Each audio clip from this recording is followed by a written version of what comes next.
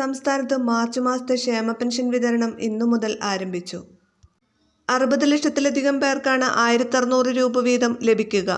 26.62 ലക്ഷം പേരുടെ ബാങ്ക് അക്കൗണ്ടുകളിൽ തുക എത്തിച്ചേരും. മറ്റുള്ളവർക്ക് സഹകരണ സംഘങ്ങൾ വഴി വീട്ടിലെത്തി പെൻഷൻ കൈമാറും. വ്യാഴാഴ്ച വിതരണം ചെയ്യുമെന്നായിരുന്നു ധനമന്ത്രി അറിയിച്ചിരുന്നത്. എന്നാൽ ഇന്നു മുതൽ തന്നെ വിതരണം ആരംഭിച്ചിരിക്കുകയാണ്. ഇന്നു മുതൽ വിതരണം ആരംഭിച്ച് ഏപ്രിൽ 4-ാം തീയതിക്കുള്ളിൽ തന്നെ വിതരണം പൂർത്തിയാക്കുമെന്നാണ് അറിയിപ്പ്.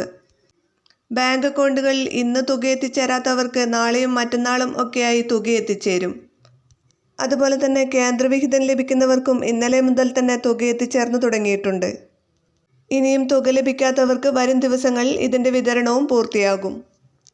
ഇനി 3 മാസത്തെ ക്ഷേമ പെൻഷനാണ് കുടിശ്ശികയായിട്ടുള്ളത്. ഏപ്രിൽ മുതലുള്ള പുതിയ സാമ്പത്തിക വർഷത്തിൽ ഈ തുകയും അനുവദിക്കും. ഏപ്രിൽ വിഷുവിനോടനുബന്ധിച്ച് ഒരു ഗഡു കുടിശ്ശികയും ഏപ്രിൽ മാസത്തെ പെൻഷനും കൂടി 3200 രൂപയായിരിക്കും വിഷുവിന് മുന്നോടിയായി പെൻഷൻ ഗുണഭോക്താക്കൾക്ക് ലഭിക്കുക. ക്ഷേമ പെൻഷനുമായി ബന്ധപ്പെട്ട അറിയിപ്പുകൾക്ക് നിങ്ങൾ ഈ ചാനൽ സബ്സ്ക്രൈബ് ചെയ്യുക. വീഡിയോ ലൈക്ക് ചെയ്യാനും ഷെയർ ചെയ്യാനും മറക്കരുത്.